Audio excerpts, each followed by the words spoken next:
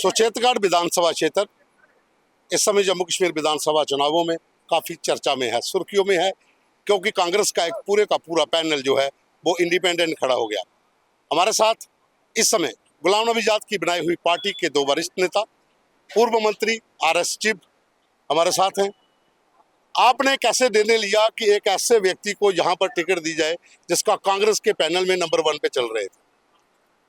देखिए, ऐसा है कि मेरा सुचेतगढ़ के साथ बड़ा लंबा इतिहास है और अजायब सिंह मोटन जो हमारे यहाँ उम्मीदवार हैं DPAP के, 35 साल से मैं इनके साथ काम कर रहा हूँ। ये मेरे शागिर्द थे और मैंने इनको देखा है।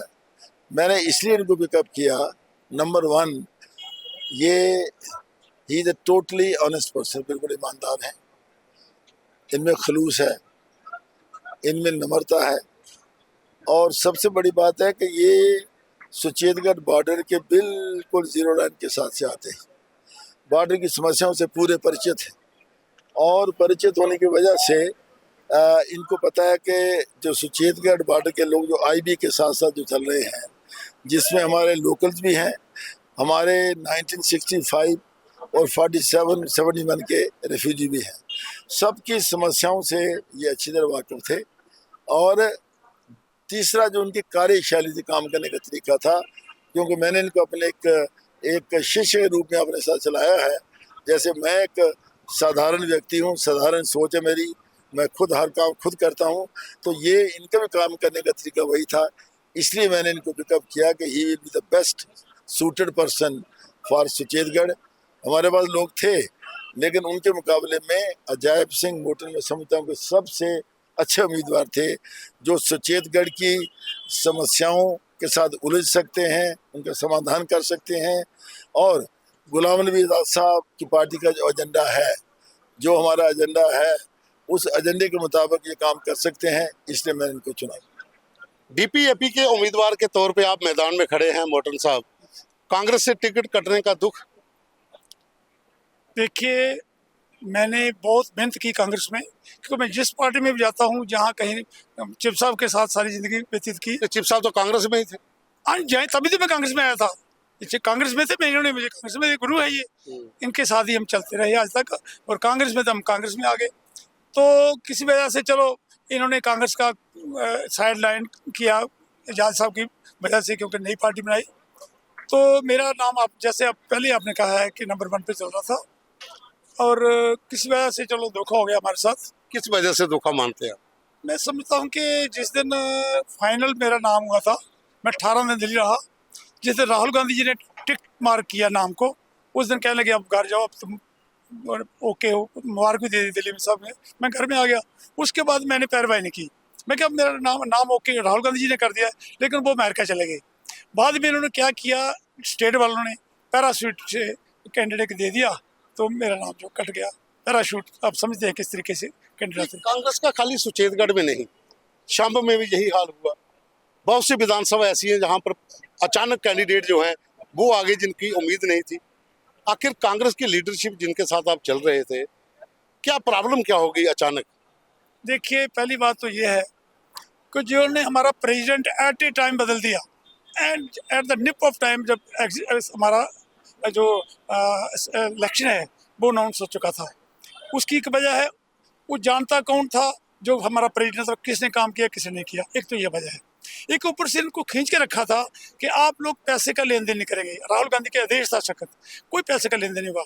लेकिन जब नई कमेटी बनी, इन्होंने को PDP का था, PDP वालों ने PDP भी साइड ले ली तो इस तरह वजह से ये लोगों ने कहा कि हमारा कैंडिडेट है, किसी ने कहा हमारा चलो कैंडिडेट। खैर छोड़ो, अब मैदान में आप हैं। हाँ जी। डीपीएपी पार्टी बड़ी पार्टी है, गुलाम नबी आजाद एक कताबर नेता हैं, जम्मू कश्मीर के मुख्यमंत्री रहे हैं और केंद्र में भी मंत्री रहे हैं, अच्छा रुतबा है, बहुत बड़े नेता उनके साथ जुड़े हुए हैं, चिप साहब हैं। बिल्कुल सर।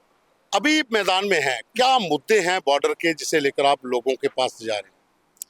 देखिए, आपका मैं धन्यवाद भी करता हूँ जो आप बॉर्डर के मुद्दे हमसे पूछ रहे हैं। पहली बात तो मैं बॉर्डर का रहने वाला हूँ, मैं जानता हूँ बॉर्डर की समस्या क्या है। एक तो इनको बार बार भागना पड़ता है, जब गोली चलती है इनको बेचारों को घर छोड़ने पड़ते हैं, कई लोग इनकी कैजुअलिटी होती है, इनके पशु की कैजुअलिटी होती है, तो ये हम जानते हैं कि इनकी क्या समस्या है खास करके। और बॉर्डर में बड़ी प्रॉब्लम एक लाइट की है, लाइट की प्रॉब्लम कभी आती है कभी जाती है, और ना इधर पानी का कुछ बंदोबस्त है, नहर नहीं है, ट्यूबवेल नहीं है, ये भी इनकी बहुत बड़ी समस्या है। और दूसरी चीज़ ये है कि एक जिम्मेदार जो है, एक मजदूर जो है, एक गरीब जो है, उसको कोई किसी किस्म की स्कीम नहीं हमारी जो इम्प्लीमेंट नहीं, क्या स्कीम ही नहीं है। हमारी इंडिया की सरकार जो है, भारत सरकार जो है, उनके पास स्कीम ही कोई नहीं है कि गरीब को, जिम्मेदार को, लेबर को अपलिफ्ट किया जाए। मुकाबला किसके साथ है मैदान में? देखिए, मैं तो अपने मुख से कुछ नहीं कह सकता। अभी ये मेरे गुरु हैं, सियासी गुरु हैं, और मेरे बहुत सीनियर साथी हैं, मैं जो मुझे अपना छोटा भाई समझते हैं। मैं इसके बारे में कुछ नहीं कह सकता। कैंडिडेट को सब कहते हैं हम आपके साथ हैं, हम आपके साथ हैं। कैंडिडेट कभी अपने मुंह से नहीं बोल सकता कि मैं किस तरह मुकाबला है या कैसे आगे चल रहा है। चिप साहब, टक्कर मुकाबले की है, दो बड़े कैंडिडेट हैं, बीजेपी के, कांग्रेस के, प्रोफेसर गारू राम है। बट एक चीज़ है कि जहाँ पर सब पढ़े लिखे हैं, प्रोफेसर गारू राम हैं, मास्टर जी हैं, और साथ में आपका साथ है, तो मजा तब आता है जब पढ़े लिखे कैंडिडेट हों, जीत के कोई जाए तो विधानसभा में बात रख सके। तो आपको क्या लगता है टक्कर कहाँ पे है? देखिए, यहाँ तक टक्कर का सवाल है, मुझे अगर पूछा जाए तो मैं कोई बोस्ट नहीं कर रहा। मैं समझता हूँ कि हमारे लिए दोनों जो कैंडिडेट हैं वो कहीं नहीं है इसमें, जो मैं समझता हूँ, बिकॉज मैं इन एंड आउट जानता हूँ। और जो पढ़े लिखे की बात आपने कही है, मेरा सबसे पहला प्रश्न कांग्रेस से है। एक ऐसे अनपढ़ शख्स को उन्होंने यहाँ कैंडिडेट बना दिया। लोग, मैं नहीं कहता, लोग खुद कहते हैं इसको वोट देके हम क्या करेंगे। और दूसरी ओर, मैं भगत गारू राम को ज़्यादा नहीं जानता था, लेकिन जो तमाशे की बातें मैंने उनके बारे में सुनी है, पढ़ाई लिखाई ज़रूर है, लेकिन पढ़ाई लिखाई को छोड़ करके जो उनका माजी रहा है, जो पास्ट रहा है, जब यहाँ विधान परिषद के चुनाव हुए तो बीजेपी ने जब 7 लोगों ने वोट नहीं डाला, अपने आदमी को हराया, उस समय उनके साथ क्या हुआ मैं यहाँ कहना नहीं चाहता। और इसके साथ साथ लोग ये कहते हैं कि वो एमएलए रहे, वो डीडीसी मेंबर रहे, उनका रब्ता नहीं था, उनके घर पे जाओ तो वो कहीं नजर नहीं आते थे, और कई किस्म की बातें करते हैं। इसलिए मैं समझता हूँ कि इस समय लोगों ने मन बनाया है।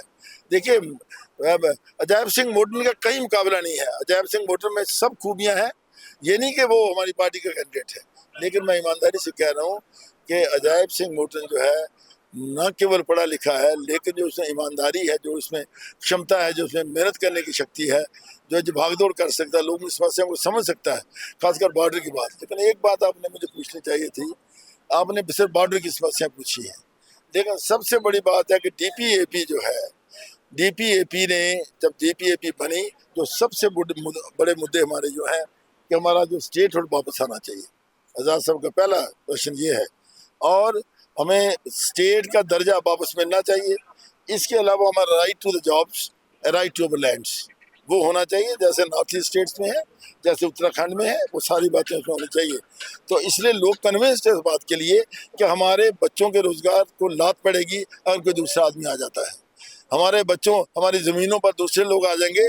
इसलिए वो कहते हैं कि गुलाम नबी आज़ाद साहब एक ऐसे शख्स हैं, उनकी पार्टी एक ऐसी है जो हमारी इस बात के लिए लड़ सकती है, हमारे बच्चों के भविष्य को सुरक्षित रख सकती है, हमारी ज़मीनों को सुरक्षित रख सकती है। तो बिल्कुल ये थे अजैब सिंह मोटन, सुचेतगढ़ से जो कैंडिडेट, और उनके साथ पार्टी के वरिष्ठ नेता RS चीफ साहब। सुचेतगढ़ बॉर्डर की विधानसभा है, जहाँ पर बॉर्डर के बहुत ज़्यादा मसले हैं। जो राइट टू लैंड है वो भी एक मसला है, जॉब का मसला है, और साथ में सबसे बड़ा मसला है किसानों का, बिजली का, पानी का, और यही मुद्दे इस समय बॉर्डर पर छाए हुए हैं। मुकाबला कांग्रेस बीजेपी के साथ है। अकेले ऐसे कैंडिडेट हैं जो दोनों के बीच अपनी बराबरी रख रहे हैं, क्योंकि कभी एक समय पर कांग्रेस के पैनल में नंबर 1 चल रहे थे, लेकिन टिकट कट गई, अब डीपीएपी के उम्मीदवार हैं। कैमरामैन अमित के साथ पवन शर्मा, सुचेतगढ़।